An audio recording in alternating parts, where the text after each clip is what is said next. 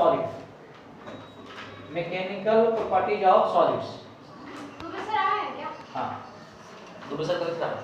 Mechanical properties of solids. तुम लोग copy पर हेडिंग लगाओ, mechanical properties of solids, mechanical properties of solid, mechanical properties of solid, mechanical properties of solid, mechanical properties of solid. आप लोग copy पर heading लगाओ, mechanical properties of solids, mechanical properties of solid. लग गया क्या? Mechanical properties of solid, बड़ा प्यारा चीज है मैकेनिकल प्रॉपर्टीज ऑफ सॉलिड। सही है। ये तुम लोग है ना, देखो अगर तुम लोग देखोगे है ना तो फ्लूइड मैकेनिक्स में जो फर्स्ट जो चैप्टर है वो हम लोग को पढ़ना है मैकेनिकल प्रॉपर्टीज। किसके बारे में? तुम लोगों को सॉलिड के बारे में। समझे बात को? अब देखो यार और इसमें जो फर्स्ट जो प्रॉपर्टी है ये हम लोग को पढ़ना है इलास्टिसिटी। क्या पढ़ना हम लोगों को? Elasticity, elasticity. हम लोग क्या पढ़ना है? इलास्टिसिटी। कल हम लोग का केटीजी का लास्ट हो गया था तुम लोगों को। लास्ट में फार्मूला का डेरिवेशन करवाए थे, Pv = 1/3mn v है ना rms का स्क्वायर, यही था क्या? और काइनेटिक एनर्जी फार्मूला क्या था? 3/2 kT, यही था क्या? या 3/2 RT, यही था क्या? ये लड़के तुम नहीं देखो एक लग गया तुमको। और देख क्या देखो, ये बताना है कि रोटेशन में जब हम लोग को क्लास चल रहा था 2-3 दिन पहले, हम लोग का चैप्टर का नाम क्या था? रोटेशन, यही था क्या? तो रोटेशन में हम लोग पढ़ रहे थे रिजिड बॉडी के बारे में। इसके बारे में पढ़ रहे थे, रिजिड बॉडी के बारे में, है ना। एक बार तो रिजिड बॉडी का मतलब देखो बेसिकली क्या होता है? सॉलिड। रिजिड के बॉडी का मतलब यही था कौन सा तुम लोगों को? Solid body.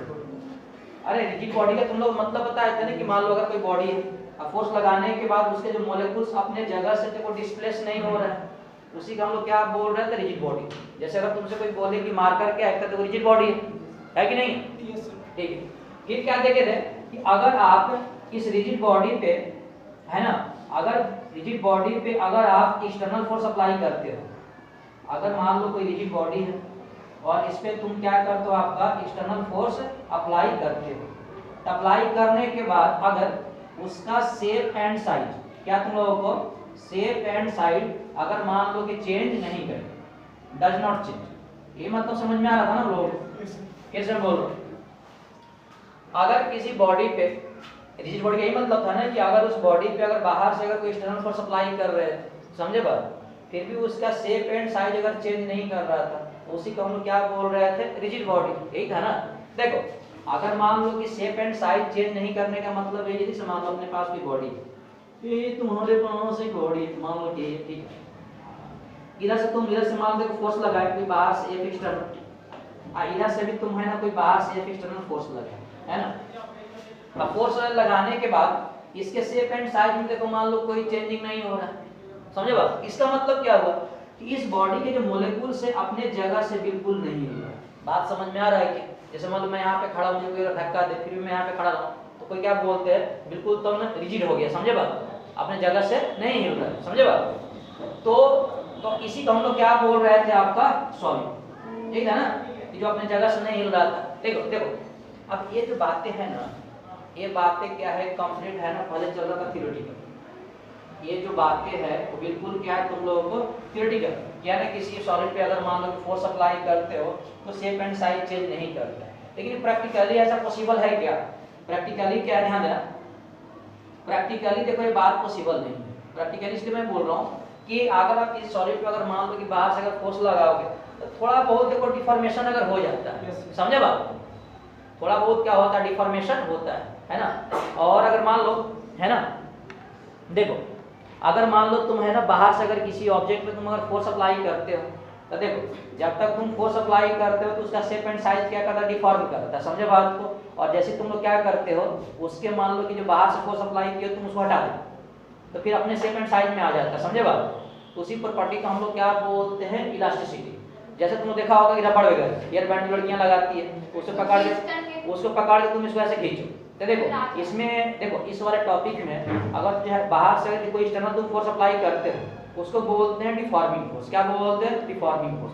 डिफॉर्मिंग बोलने का मतलब क्या है? उसके लगाने के बाद क्या करता है, उसका शेप एंड साइज क्या करता है, डिफॉर्म करता है। समझे बात? और जैसे तुम क्या करो, रबड़ में जो है डिफॉर्मिंग फोर्स तुम हटा दो तो अपने ओरिजिनल साइज पे आ जाता है ना? क्या है, तुम ऐसा करो, एक स्प्रिंग को लो, स्प्रिंग को लो, स्प्रिंग को तुम पकड़ के है ना ऐसे करके खींचो, मतलब डिफॉर्मिंग फोर्स अप्लाई करते हो तो क्या करता है आपका, इलोंगेट कर जाता है। इलोंगेट करने का मतलब क्या है, शेप एंड साइज उसका बढ़ गया। अब फिर तुम बाहर से है ना तुम हटा दो तो अपने पुराने शेप एंड साइज में आ जाता है ना? इसका मतलब इसी प्रॉपर्टी को हम लोग क्या बोलते हैं, इलास्टिसिटी। समझ रहे बात को? या तुम है ना इरेजर वगैरह देख लो, इरेजर है ना जो पेज साफ करते हैं लोग, इरेजर तुम ऐसे पकड़ के दबा दो तो लंबाई उसका डिफॉर्म कर जाता है, मतलब शेप एंड साइज चेंज कर जाता है। और जैसे तुम डिफॉर्मिंग फोर्स हटाओ तो पुराने शेप में आ जाता है। तो इस तरह की प्रॉपर्टी है ना, देखो जिस मटेरियल में होता है उसी को हम लोग क्या बोलते हैं, इलास्टिसिटी। अब देखो इलास्टिसिटी का देखो एक लिमिट होता है, बात समझ में आ रहा है क्या? जहां तक क्या है उसमें एक प्रॉपर्टी क्या है उसके साथ जुड़ा हुआ है। समझे बात को? अब मान लो स्प्रिंग से पकड़ लिए, देखो स्प्रिंग से पकड़ लिए, अच्छे से खींच दो तो आप इसका भी आएगा क्या? नहीं आएगा। यानी कहने का मतलब क्या है, ऐसे मान लो रबड़ को देख, एयर बैंड को देख लो, एयर बैंड को पकड़ते ऐसे टूट जाएगा। समझ रहे बात? यानी इलास्टिसिटी का क्या है, तुम लोग का एक लिमिट है। अब तुम लोग है ना बुक वगैरह में देखा होगा, हालांकि बताएंगे नहीं, एक प्रॉपर्टी होता है प्लास्टिसिटी। क्या होता है तुम लोगों को? प्लास्टिसिटी। देखो प्लास्टिसिटी में क्या है कि अगर तुम किसी बॉडी पे अगर डिफॉर्मिंग फोर्स या बार्स फोर्स अप्लाई करते हो तो उसमें क्या होता है, जो डिफॉर्मेशन होता है वो हमेशा के लिए हो जाता है। समझ रहे बात को? जैसे मान लो कि कोई प्लास्टिक का टुकड़ा वगैरह है, उसमें डिफॉर्मेशन लगा दो, टूट गया, क्या पुराने सेकंड साइज में आएगा? नहीं आएगा। उस नेचर को हम लोग क्या बोलते हैं, प्लास्टिसिटी। समझ रहे बात को? यानी कहने का मतलब क्या है कि पहले में लोगों के भी जो सोचना था कि सॉलिड में अगर कोई बाहर से एक्सटर्नल फोर्स अप्लाई करते हैं तो उसका शेप एंड साइज चेंज नहीं करता। देखो थोड़ा बहुत चेंज करता ही करता है, थोड़ा बहुत क्या करता है, चेंज करता है। या तुम लोग ऐसा देखो ना, देखो जैसे मान लो अपने पास है ना एक स्टील की पतली सी चादर है, अपने पास क्या है, मान लो स्टील की एक पतली सी चादर है, इसको एक हाथ से पकड़ लो और ऐसा छोड़ दो तो करते रहता है, फिर आके ऐसे रुक जाता है। समझे बात? इसका मतलब क्या है, कुछ समय डिफॉर्म हुआ। समझे बात? फिर फोर्स नहीं लगा था, आराम से अपने आगे। समझे बात? तो इसी तरह के प्रॉपर्टी को हम लोग क्या बोलते हैं, इलास्टिसिटी। यहाँ तक बात थोड़ा सा नोट करो थोड़ा सा।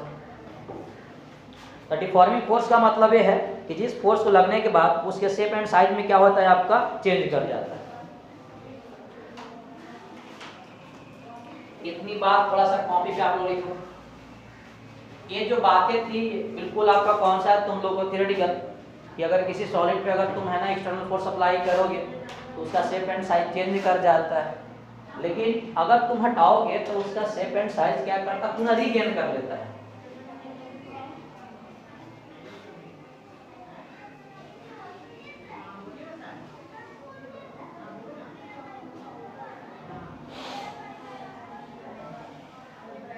तो अब हम जैसे दोनों से बोलेंगे कि डिफॉर्मिंग फोर्स का मतलब क्या है, तो जिस फोर्स के लगने के बाद उसका शेप एंड साइज क्या चेंज कर ले, that force is called deforming force.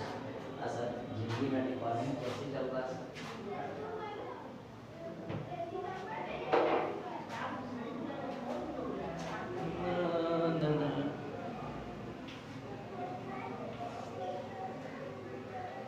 Deforming force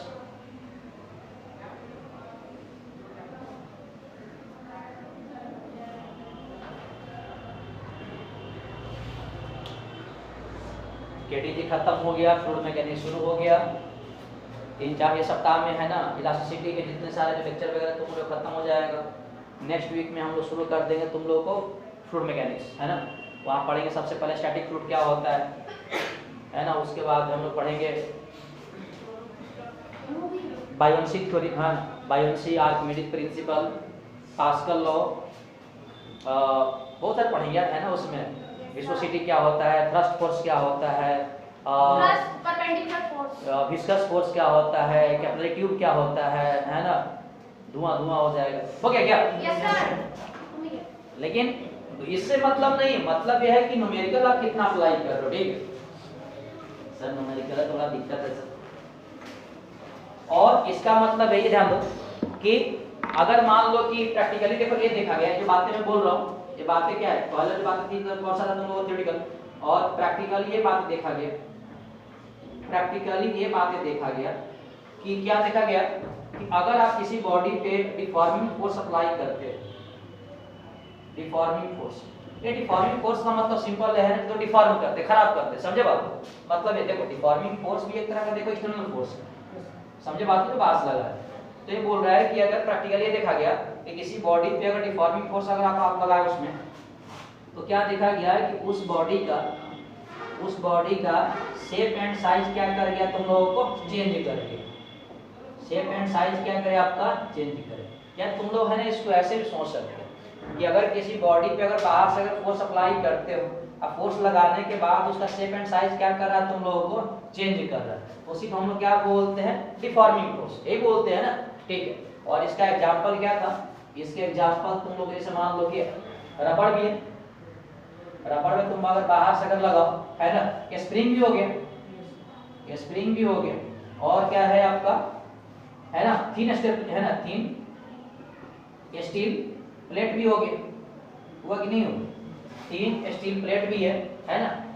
तो इस समय अगर बाहर से अगर फोर्स लगाओगे, या तुम है ना, अगर तुमसे अगर कोई बोले कि मान लो कि गीली मिट्टी है, समझे बात, उसमें अगर तुम फोर्स लगा दो तो उसमें इलास्टिसिटी का प्रॉपर्टी होगा कि नहीं होगा, नहीं होगा। गीली मिट्टी में तुम्हारा ऐसा मान लो धंस यहाँ, तो क्या पुराने शेप एंड साइज में आता है कि नहीं, तो उसमें बोल सकते हो उसमें नेचर किसका, तुम लोग को प्लास्टिसिटी का, समझ रहे हो? यहाँ तक लिखो, फिर लिखवा दे डेफिनेशन। ये तो बातें प्रैक्टिकली देखा गया कि भैया नहीं, बाहर से फोर्स अप्लाई कर तो थोड़ा बहुत क्या होता है, शेप एंड साइज में चेंज होता है।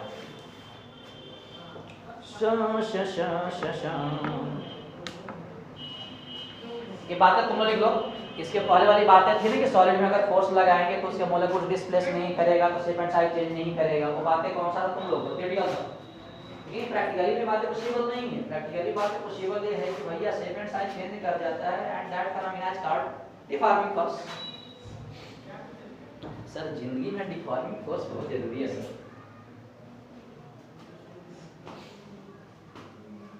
वो बच्चा एकदम बिल्कुल घर पर रह गया आजकल, हाँ, उसको मोटिवेट करो यार। अनु उसका नंबर तुम लोग, तुम उसको मोटिवेट करो, अरे करो तुम उसको, ठीक, उसको बोलो कि आज अमन नहीं लग रहा है ना। अनु बोले सर आप चॉइस कैसी कैसी कर दी है। सर अगर वो आने वाला भी होगा तो हम बोलेंगे तो नहीं आएगा। ऐसे कैसे, तुम्हारे लिए बेचारा वो तड़पते आ जाएगा यहाँ तक, ठीक है।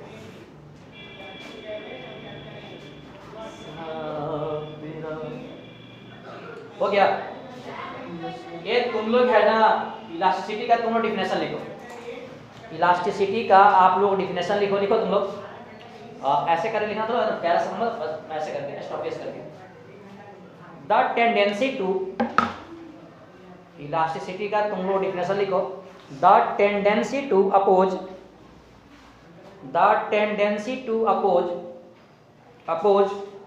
any change, the tendency to oppose any change in its shape comma size by a body,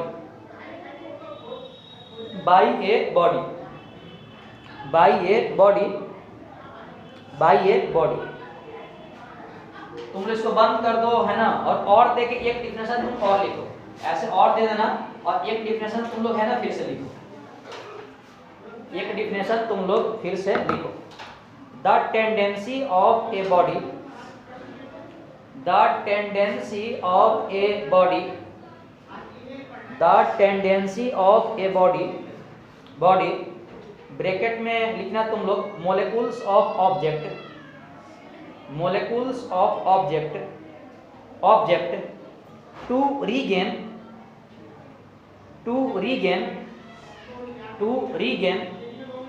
its original configuration। नहीं, ब्रैकेट बंद कर दो, molecules of object के बाद ब्रैकेट बंद करो, to regain its original configuration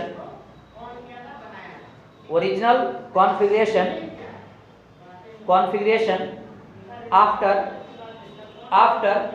removal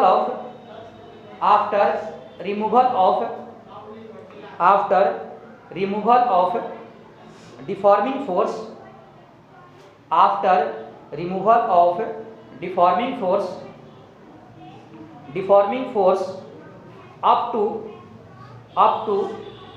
up to its elastic limit, up to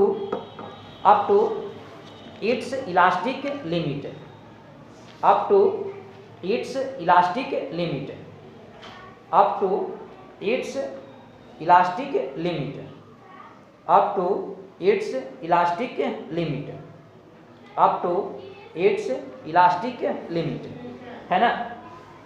ये तुम लोग है ना, ये दोनों डिफिनेशन तुम लोग है ना पढ़ो।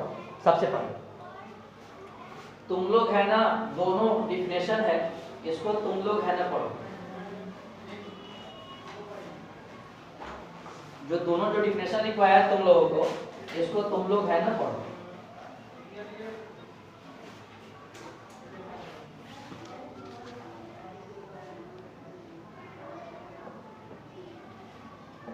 हाँ, ये तुम लोग है ना, इधर ध्यान दो। दे रहा है क्या? अरे बोलना है। देखो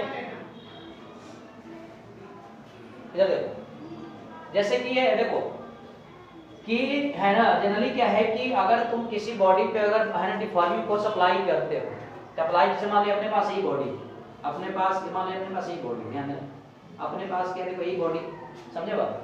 और इसमें से मान लो कि ये दो अपने पास मोलेक्यूल्स, ए मोलेक्यूल्स और ए मोलेक्यूल्स है, कोई दिक्कत नहीं। एक मान लो कि ये फोर्स इधर सप्लाई कर रहे हैं एक्सटर्नल फोर्स, और एक फोर्स मान लो कि इधर सप्लाई कर रहे हैं ये एक्सटर्नल फोर्स। इसका मतलब क्या होगा, देखो अगर इस बॉडी को बाहर से अगर तुम फोर्स लगाए हो, जिसको हम लोग बोल रहे हैं डिफॉर्मिंग फोर्स, ये बोल रहे हैं क्या, इसको क्या बोल रहे हैं हम लोगों को, डिफॉर्मिंग फोर्स। इसका मतलब क्या, इसका शेप एंड साइज बढ़ेगा, डिफॉर्म करेगा। इसका मतलब क्या है कि ये जो मोलेक्यूल्स जो यहाँ दिखाई दे रहा है, अगर मान लो कि डिफॉर्मिंग फोर्स लगाने के बाद लंबाई अगर बढ़ जाए, ये क्या हो जाएगा, ये आपका मोलेक्यूल चल के देखो यहाँ पे आ जाएगा, और ये मोलेक्यूल चल के यहाँ पे आ जाएगा। अब तो इसका शेप एंड साइज से बढ़ जाएगा। बात समझ में आ रहा है? अरे यार देखो, रबड़ में तुम ऐसा करोगे, एक रबड़ को लो है ना, एक रबड़ बैंड को लो और तुम ऐसे मार्क कर दो, पेंट करो थोड़ा सा, ठीक है, और उसको तुम खींचोगे ऐसे करके, तो जहाँ पे मार्क किया थोड़ा सा आगे बढ़ जाता है। इसका मोलेक्यूल सही है ना, इस मोलेक्यूल के ओरिजिनल पोजीशन से क्या करके वो डिस्प्लेस करके। बात समझ में आएगी? ये मोलेक्यूल जो यहाँ पे था अपने जगह से क्या कर दिया तुम लोगों को, डिस्प्लेस करके। बात समझ में आएगी? और जैसे तुम क्या करते हो, डिफॉर्मिंग फोर्स तुम लगाना है छोड़ देते हो, तो ये मोलेक्यूल्स क्या करता है, पूर्ण आपका पुराना जो शेप एंड आपका जो साइज है वो क्या करता है, वापस आपका रीगेन कर लेता है। समझे बात? क्या कर लेता है तुम लोगों को, रीगेन कर लेता है। अब एक बात बताओ, रीगेन क्यों करता है? रीगेन देखो इसलिए कर लेता है कि मोलेक्यूल्स के भीतर क्या है आपका, एक तरह का फोर्स लगता है जिसको बोलते हैं रीस्टोरिंग फोर्स बोलते हैं। क्या बोलते हैं? Restoring force. बहुत देर तक रखेंगे उस लेवल को, तो थोड़ा लास्ट वही मैं बोल रहा हूँ, उसका एक लिमिट होता है, इलास्टिसिटी का एक लिमिट होता है जो हम कल बताएंगे। पहले देखो, जैसे तुम डिफॉर्मिंग फोर्स अप्लाई हटाते हो तुम, तो अपने जो मोलेक्यूल्स है देखो पुराने आपका जहाँ उसका जगह है वहीं पे आ जाता है। इसका मतलब ये है कि मोलेक्यूल्स में कोई ना कोई फोर्स ऑफ अट्रैक्शन होता है ना, जिसको रीस्टोरिंग फोर्स बोलते हैं, या इसको कभी कभी बोलते हैं आपका इंटरमोलेकुलर फोर्स। क्या बोलते हैं? इंटरमोलेकुलर फोर्स, है ना। और इंटरमोलेकुलर फोर्स की वजह से ये मोलेक्यूल्स क्या होता है, पूर्ण अपनी जगह पे आ जाता है, तो जिसका साइज जैसे पहले दिखाई देता है वैसा दिखाई देता है। समझे बात? इसका मतलब यही है, सुनो कि जो रीस्टोरिंग जो फोर्स है, ये मोलेक्यूल्स के बीच डिफॉर्मिंग फोर्स को अपोज करता है। भैया मुझसे दूर क्यों लेके जा रहे हो, अपने जगह पर मुझे भेजो। समझे बात? तो सेकंड जो तुम लोग का रिक्वायर्ड डिफिनेशन वगैरह कि इंटरमोलेकुलर फोर्स है, ये जो रीस्टोरिंग फोर्स है, डिफॉर्मिंग फोर्स को क्या करता है, अपोज करता है। अपोज इसलिए करता है कि जो मोलेक्यूल्स का तुम जगह चेंज करो, पुराना कहाँ पे आना चाहता है तुम लोगों को, अपनी वापस सेम जगह। समझे बात? अगर मान लो कि अगर नहीं आता तो इसका मतलब क्या है कि हमेशा देखो डिफॉर्म हो जाता है। समझ रहे हो बात? ठीक है, यही है क्या? अब देखो, ये सबको पता है ना, किसी बॉडी वगैरह में दो मॉलिक्यूल्स के बीच देखो है ना कि डिस्टेंस क्या होता है, मिनिमम डिस्टेंस होता है, सबके पास होता है ना। तो इसी बात है कि है ना, इसके मिनिमम डिस्टेंस होगा। समझे बात? होगा क्या? तो ऐसे मान लो इस वाले केस में देखो कि जैसे मान लो अपने पास एक कोई एटम के मॉलिक्यूल्स वगैरह है। समझे बात को? जगह पे क्या है तुम लोगों को फिक्स है, और हर एक एटम हर एक मॉलिक्यूल्स के बीच होता है तुम लोगों को मिनिमम डिस्टेंस। समझे बात को? यही होता है ना। अगर उसे तुम अगर मान लो कम करोगे तो अपने जगह पाने की कोशिश करेगा, अगर उसे दूर जाएगा फिर अपनी जगह पाने की कोशिश करेगा। समझ रहे बात? इसको मैं थोड़ा सा ऐसे कर बना देता हूँ स्क्रीन जैसे, ये मिनिमम डिस्टेंस अरे मैं ये बनाता हूँ ठीक। ऐसे कैसे बनाता सर इधर? ठीक है, ये मान लो कि एक मोलेकुल से यहाँ पे है, दूसरा मोलेकुल से यहाँ है, इनके बीच जो मिनिमम डिस्टेंस हम बोल रहे हैं आर नॉट बोल रहे हैं। कौन सा बोल रहे हैं तुम लोग? एक और बना दो, यहाँ पे बना दो, एक यहाँ बना दो, एक और बना दो, तुम ऐसे और ऐसे। ये ना ना ना ना ना ना ना, ये मिनिमम डिस्टेंस आर नॉट है। कितना है तुम लोग? आर नॉट है, कोई दिक्कत नहीं ना। अब देखो सबका इक्वल है। अरे मॉलिक्यूल से भी डिस्टेंस सेम ही रहता है यार, ठीक है? सारे हैं। यस, मतलब मान के चलो। अच्छा वो रिजिड। अरे मिनिमम में तो यार वही रहेगा ना, तुम आगे भी होगा तो फिर तो है ना दिक्कत हो जाएगी यार, उसका खुद ही डिफॉर्म कर जाएगा, समझे बात? है ना, ठीक है। अब देखो इस पे अगर मान लो, ये बात की ना, इस पे अगर मान लो कि तुम अगर डिफॉर्मिंग फोर्स अप्लाई कर रहे थे, डिफॉर्मिंग फोर्स अप्लाई कर रहे थे, समझे बात? तो देखो डिफॉर्मिंग फोर्स हटाने के बाद क्या हो रहा था, देखो डिफॉर्मिंग फोर्स अप्लाई अगर मान लो तुम कर रहे थे, समझे बात? इसका मतलब क्या है कि इसका शेप एंड साइज क्या कर रहा था, वो चेंज कर रहा था, है ना? और जैसे ही तुम डिफॉर्मिंग फोर्स अगर रिमूव कर दिए, ऐसे तुम जैसे ही तुम बाहर से डिफॉर्मिंग फोर्स तुम रिमूव कर दियो, तो देखो जैसे तुम जैसे मान लो कि इसको तुम कीड़े यहाँ पे आ गए, समझे बात? और जैसे तुम हटाए तो यहाँ पे आ गया हो, तो कोई ना कोई अंदर कोई फोर्स है, कोई काम कर रहा हो ना, इसको यहाँ पे लाने की कोशिश कर रहा हो, समझे बात? डिफॉर्मिंग फोर्स तुम आप जैसे ही हटा देते हो, इसके बाद तुरंत कौन सा फोर्स काम करना शुरू कर देते हो तुम लोग? इंटरमोलेकुलर फोर्स, समझे बात? जैसे बाहर से हटाना छोड़ देते हो तो कौन सा काम करना शुरू करता है आपका? इंटरमोलेकुलर फोर्स। यानी हटाने के बाद काम कौन करता है तुम लोगों को? इंटरमोलेकुलर फोर्स, है ना, जिसको है ना अपनी लैंग्वेज में हम लोग क्या बोलते हैं? Restoring force. ये नाम से पता चला, रीस्टोरिंग का मतलब क्या है? पुराना पुनः आपका उसी जगह पर उसको स्टोर करती है। रीस्टोरिंग का मतलब क्या है? कि वापस तुमको उसी जगह पे ला के तुम लोग को छोड़ दिया, है ना, रीस्टोरिंग फोर्स कर दिया, है ना। तो इसके बाद क्या है आपका? इसका शेप एंड साइज क्या होता है? रीगेन हो जाता है। शेप एंड साइज क्या होता है तुम लोगों को? रीगेन होता है। रीगेन का मतलब क्या? पुराना हो जाएगा, समझे बात? यानी कहने का मतलब सुनो कि जब तक अगर मान लो कि ऑब्जेक्ट पर अगर ये स्टोरिंग फोर्स अगर अंदर से फोर्स नहीं लगेगा तो अपने पुराने शेप एंड साइज में नहीं आएगा। अब तुम लोग कोई बोलते हो ना कि जैसे मान लो कि लकड़ी वगैरह में यही फोर्स नहीं होता, समझे बात? लकड़ी में क्या बार तोड़ दो तुम उसको, है ना, अगर मान लो उसके अंदर भी अगर कोई अंदर फोर्स रहता तो जोड़ देता उसको, समझ रहे बात? लेकिन रबड़ में क्या होता है? प्लास्टिक में क्या होता है? समझ रहे बात? किसमें रहता है? अरे प्लास्टिक तो कई टाइप होता है, समझे बात? ये तो चेयर वाली प्लास्टिक आती है, उसको तोड़ दो, फिर जोड़ दिखा दो तुम, तो ऐसा करे इसको तुम छापो। ये बेसिक बात होती है ना कि कैसे मॉलिक्यूल्स अपने जगह पे आता है, कैसे मॉलिक्यूल्स अपने जगह पे नहीं आता है। अच्छा एक बात और इधर देखो, ये देखो यार, एक एनसीईआरटी में एक एग्जांपल है ना, कि विच वन इज मोर इलास्टिक। बड़ा प्यारा सा क्वेश्चन है ना, ये टॉपिक पढ़ाने के बाद एक क्वेश्चन पूछा है उसने, विच वन इज मोर इलास्टिक। ये क्वेश्चन देखो हिंदी में पूछा हुआ है, मतलब ऐसे है ना, स्टेटमेंट करके, which one is more elastic, which one is more elastic, steel, हाँ, which one is more elastic, steel और rubber. Which one is more elastic, steel और रबर, है ना। बताना तुम लोग से, इन दोनों में से ज्यादा इलास्टिक कौन होगा? स्टील होगा या रबर होगा?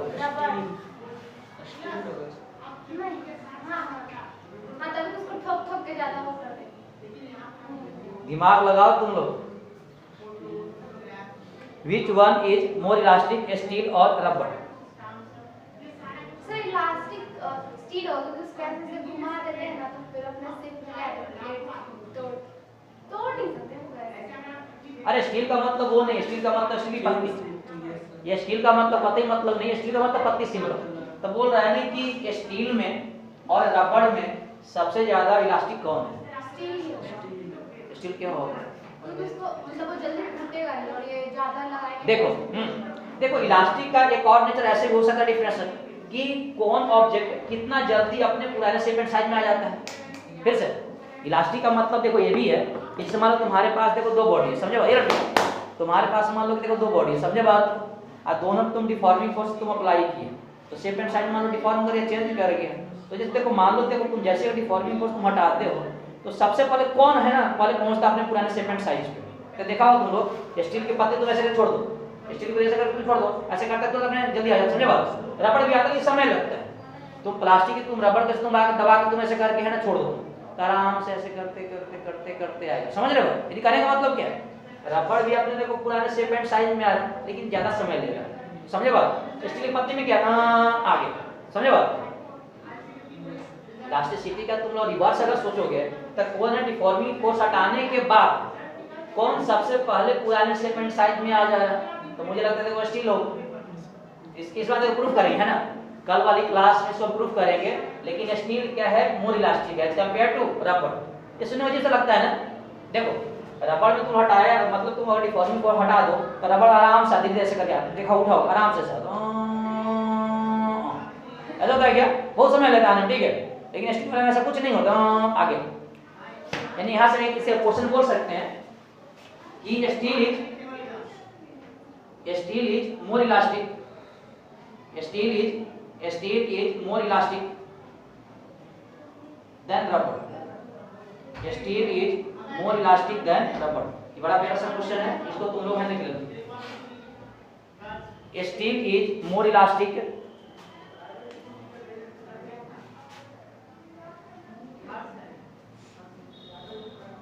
या इसको बोल सकते हैं कि steel has more elasticity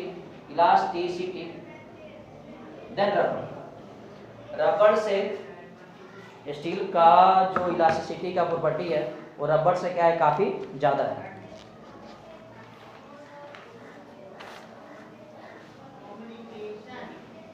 communication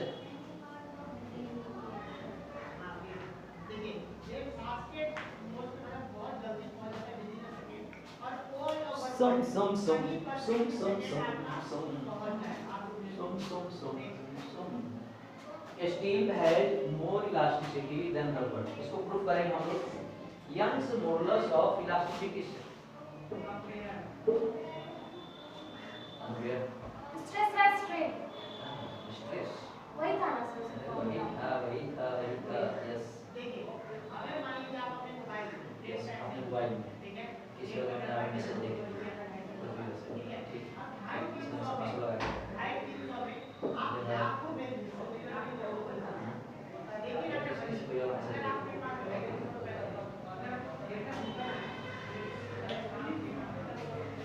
इंटरमोलेकुलर distance. यहाँ आर नॉट क्या है, minimum distance between two molecules.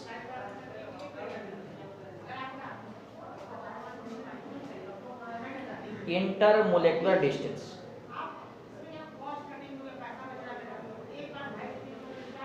ये तुम लोग को है ना, क्या बताया तुम लोग सर, कुछ मत बताओ सर, जिंदगी में ऐसी कुछ नहीं रखा है सर, है फरवरी निकल रहा है सर, ये 14 फरवरी कब आ रहा है, ये कौन सा दिन आ रहा है, कौन सा दिन आ रहा है यार, तुम लोग अच्छे हो सर, सब बच्चे आगे निकल सब है ना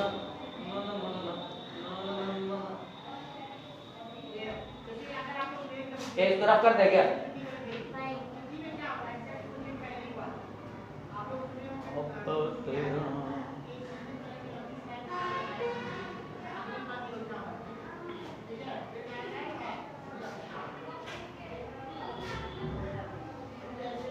तुम लोग पता है कि सबसे ज़्यादा सिलेबस किसका है तुम लोग को, फिर पीसीएम में या बायोलॉजी वगैरह में, मैथ में किसका, फिजिक्स? यस, बायो का। कैसी लड़की हो यार, उसमें ना डेरिवेशन है ना न्यूमेरिकल है, बकैती करना बैठे बैठे। हां लेकिन सबसे ज्यादा चैप्टर का बात की है। चैप्टर क्या, 2 पेज का सब चैप्टर है। फिजिक्स का सिलेबस है ना बहुत ज़्यादा है यार, तुम लोग लगता है ना ऐसे। एक कोचिंग में एक फैकल्टी जो है पूरा फिजिक्स नहीं पढ़ाता है, 4-5 मिनट के पढ़ाता है तब जाकर खत्म होता है। मुझे लगता है 5-10 होगा मेरे हिसाब से, हर एक चैप्टर की फैकल्टी।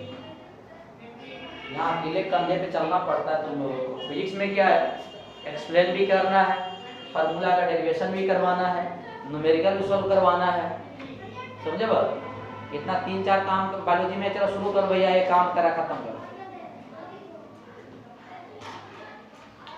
इसलिए क्या होता है, फिजिक्स से फैकल्टी है उसको बहुत ज़्यादा पैसे मिलते हैं, बोरिया भर के। हाँ, सामने हम दिखाई दे रहा उसका नाम नहीं ले रहे हैं, यही बोलता है घर का मुर्गी दाल बराबर। हाँ।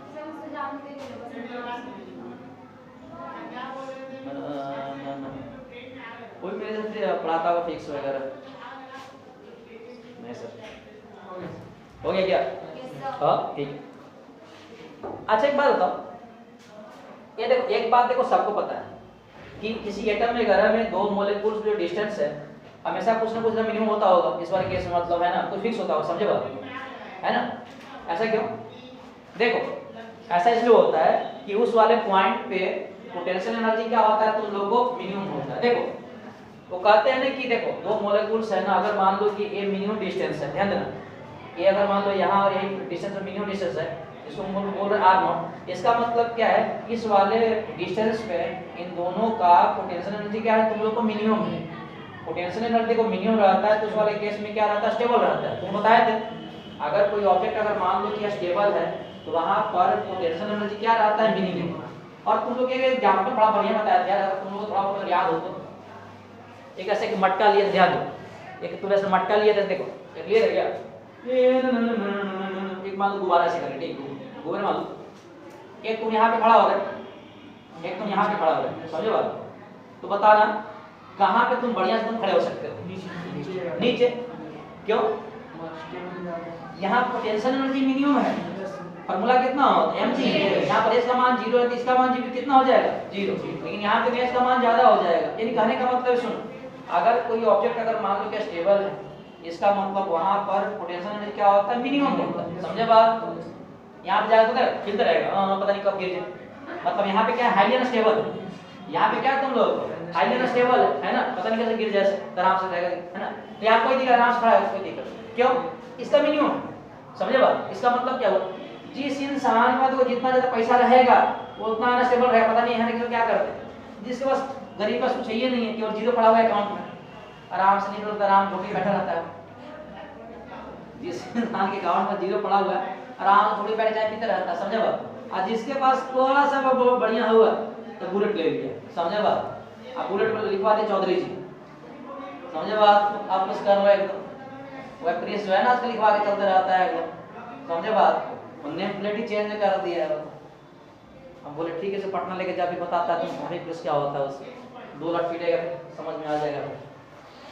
चलो सही, अच्छी बात है। चल ये एक ऐसा करते हैं, एक बनाते हैं थोड़ा सा हम लोग। अच्छी बात तुमको बताओ क्या, देखो देखो हंस रही है, ये होता है चेहरे पे, होता है चेहरे पे हंसी देखो लड़की का एकदम, हंसी देखो उस लड़के का भैया एकदम। सर आपने बात कैसे बोली सर? देखो ये इमेजिन ऐसा कर दो कि जैसे मान लो अपने पास दो मोलेकुल्स, अरे बकैती में होता है, ठीक है, जब तक बच्चा कंसेप्ट नहीं आएगा बकैती करते रहते। देखो अगर मान लो कि अगर एटम में अगर दो मोलेकुल्स है और ये तुम लोग देखो मिनिमम डिस्टेंस है, समझे बात को? जब पढ़ा तो आप ध्यान दो, इसमें क्या देखो है ना, डिफॉर्मिंग फोर्स लगाने के देखो 2 तरीका हो सकता है। या तो देखो यहाँ से पकड़ के इसको तुम इधर खींच दो, या तो इसको पकड़ के तुम यहाँ से इधर खींच दो, यही होगा। देखो यहाँ से ये देखो यहाँ पे आ जाएगा और ये तुमको यहाँ पे आ जाएगा, समझे बात? यानी कहने का मतलब क्या है कि इसका r का मान देखो इंक्रीज कर जाएगा, है ना। और फिर अगर तुम छोड़ोगे इसका मतलब फिर देखो यहीं पे आने की कोशिश करेगा, है ना, कोई दिक्कत नहीं है। सेकेंडली क्या हो सकता है, इसको तुम यहाँ से फोर्स कर तुम इसको इधर धक्का दे दो, इधर से इसको धक्का तुम इधर दे दो, तो फिर देखो यहाँ पे आ जाएगा, फिर इस वाले केस में आपका यहाँ पे आ जाएगा, समझे बात? कोई दिक्कत नहीं। अब देखो जब तुम इसको ऐसे पकड़ के अगर तुम ऐसे खींच रहे थे तो डिफॉर्मिंग फोर्स देखो ऐसे खींच रहा था, ये जो डायरेक्शन किसका था तुम लोग, ये डायरेक्शन था तुम लोग को रीस्टोरिंग फोर्स का, ये डायरेक्शन किसका था तुम लोग, रीस्टोरिंग फोर्स का। बात समझ में आया क्या? आज जब तुम इसको ऐसे कर कंप्रेस अगर कर दिए तो डिफॉर्मिंग फोर्स का डायरेक्शन कैसा था, इधर था, तब अपोजिट। अगर तुम कंप्रेस करोगे तो रीस्टोरिंग फोर्स का डायरेक्शन क्या होगा, इसके अपोजिट होगा, समझे बात? और फिर आगे यहीं पे टिक जाएगा, फिर आगे तुमको यहीं पे टिक जाएगा, कोई दिक्कत नहीं है। अब इसका डायग्राम बनाते हैं, ध्यान इधर देखो डायग्राम है तुम लोगों का, इधर है तुम लोग का पोटेंशियल एनर्जी का, पोटेंशियल एनर्जी, ठीक। और इधर है तुम लोग आर का, आर क्या है तुम लोगों को, इंटरमोलेकुलर फोर्स, इंटरमोलेकुलर डिस्टेंस, इंटरमोलेकुलर डिस्टेंस मतलब दो मोलेकुलर डिस्टेंस होता है, उसी को क्या बोलते हैं, इंटरमोलेकुलर डिस्टेंस। और देखा ही गया ये वाला ऐसे कुछ डायग्राम आप ऐसे ड्रॉ है ना। और इस केस में ध्यान दो, इस वाले केस में क्या है, यहाँ पर पोटेंशियल एनर्जी क्या है, मिनिमम। यहाँ पर पोटेंशियल एनर्जी क्या है, तुम लोग को मिनिमम, यानी इस वाले केस में बोल सकते हैं यहाँ पर पोटेंशियल एनर्जी क्या है, तुम लोगों को मिनिमम। और यही क्या है, तुम लोगों को अगर ये मिनिमम होगा तो क्या होगा, तुम लोगों को स्टेबल होगा। अब देखो यहाँ तुम लोग डायग्राम में जो बोल रहे हैं कि ये जो मिनिमम डिस्टेंस है जो आर नॉट बोल रहे हैं, यानी इस वाले केस में ये डिस्टेंस तो कौन सा होगा, तुम लोग को आर नॉट होगा, ये भी यहाँ पे मिनिमम है आर नॉट। अब देखो तुम क्या ध्यान दो, तुम अगर किसी चीज को तुम अगर खींचते हो ऐसे करके, है ना, जो यहाँ पे सबसे खींच रहे हो तो खींच रहे हो तो आर का मान इंक्रीज कर रहा है, ध्यान दो खींचेंगे तो आर का मान इंक्रीज करेगा, तो आर का मान इंक्रीज करते तो यहाँ पे आ जाएगा। तो देखो यहाँ पे आने और आर का मान बढ़ेगा ना इस वाला जगह पे, और खींचोगे तो आर का मान बढ़ेगा, देखो आर का मान कितना बढ़ेगा, समझे बात। फिर क्या होता है, आर का मान बढ़ने पे क्या होता है कि पोटेंशियल एनर्जी देखो बढ़ना शुरू हो जाता है। अब देखो यहाँ पे आ जाए पोटेंशियल एनर्जी, यहाँ पे आ जाए, समझे बात। अब फिर छोड़ते हो तो क्या होता है, वो अपना मिनिमाइज करना चाहते हैं, तो फिर देखो कहाँ पे आ जाए तुम लोग, बात समझ में आएगी क्यों, इस वाले जगह पे क्या है, स्टेबल। फिर क्या करते हैं, अगर मान लो तुम इसको कंप्रेस करो तो कंप्रेस करने का मतलब क्या है, तुम आर का मान तुम डिक्रीज करते हो, तो कंप्रेस करने का मतलब आर का मान घटाते हो, मतलब ऊपर चढ़ते हो। फिर आर का मान कम करने का मतलब मान लो तुम यहाँ पे आ गए, यहाँ पे आ गए तो आर का मान अब कम किया ना, फिर तुम छोड़ते तो वापस देखो यहाँ पे आ जाता है। तो आर का मान कम करने का मतलब फिर भी देखो तुम लोग क्या होगे, पोटेंशियल एनर्जी बढ़ेगी। बात समझ में आ रहा है तुम लोग। तो देखो दोनों केस में या तो तुम इलोंगेट करते हो, या तो तुम इलोंगेट करते हो, या तुम कंप्रेस करते हो। दोनों केस में क्या होता है कि जो पोटेंशियल एनर्जी क्या करता है, तुम लोगों को बढ़ता है, समझे बात। तो बढ़ता है तो क्या होता है, अनस्टेबल की तरफ जा रहा है, लेकिन मोलेक्यूल कैसा रहना चाहिए, तुम स्टेबल है ना। तो क्या मिनिमाइज करके फिर है ना वापस आपका इसी जगह पे आ जाता है, और इसी मिनिमम डिस्टेंस को क्या बोल रहे हैं आप, समझ में आया क्या, कोई दिक्कत है क्या। तो तुम लोग को डायग्राम में दिया होगा, समझ में बताया होगा, बना इसको। और ये बातें है ना भी लिखना, तुम लोग को कब क्या लग रहा है वगैरह वगैरह बकायदे कर लेना।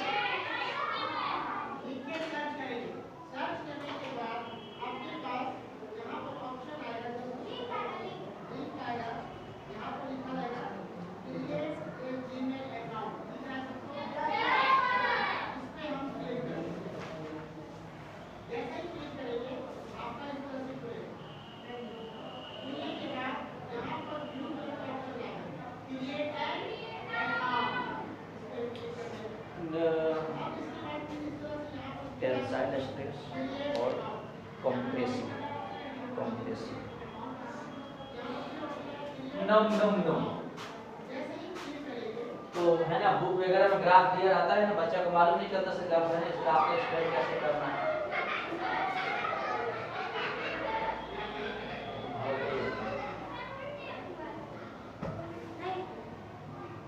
हल्का लगे तो नहीं होगा, क्यों नहीं गए ऐसे ही अब गाजर नहीं दिए थे गाजर नहीं दिए, घर में जो गाजर रखा है उसका क्या होगा, सब हो गया। देख अब तुम एग्जांपल दिए थे ना, अगर मेरा बंधुआ लगे तो दिक्कत होगा, जिस दिन सेवा करी तो जिंदगी में कुछ भला हो गया, समझे बात। अब तुम्हारे ऊपर सेवा करना कि नहीं करना, हो गया। सम सम सम चल, अब तुम लोग है ना क्या करेंगे इसको, तो ठीक। तो यहाँ तक इलास्टिसिटी से रिलेटेड कुछ बात वगैरह थी जो हम तुम लोग बताए। मुझे लग रहा है कि थोड़ा बहुत तुम लोग को आइडिया लगा होगा कि इलास्टिसिटी होता क्या है, और थोड़ा बहुत तुम लोग बताया इंटरमोलेकुलर डिस्टेंस और रीस्टोरिंग फोर्स के बारे में। देखो एक बात मान में हमेशा बैठना कि अगर किसी ऑब्जेक्ट में अगर इलास्टिसिटी का प्रॉपर्टी वगैरह है, इसका मतलब क्या है, उसमें रीस्टोरिंग फोर्स जरूर लगेगा। अगर रीस्टोरिंग फोर्स नहीं रहेगा तो डिफॉर्मेशन के बाद ओरिजिनल शेप एंड साइज को कौन लाए, यही तो लाता है ना। जैसे हमारे शादी वगैरह में अगर फूफा अगर मान लो घुस गए, गुस्सा आ गया, समझे बात, तो जो लाए कि नहीं मान जाओ मान जाओ मान जाओ, उसी हम लोग क्या बोलते हैं, रीस्टोरिंग फोर्स। वरना अगर दोनों शादी में अगर फूफा अगर भाग गए, रिस्पॉन्स करना क्या होगा फिर? चलो ठीक है, शादी नहीं होगा।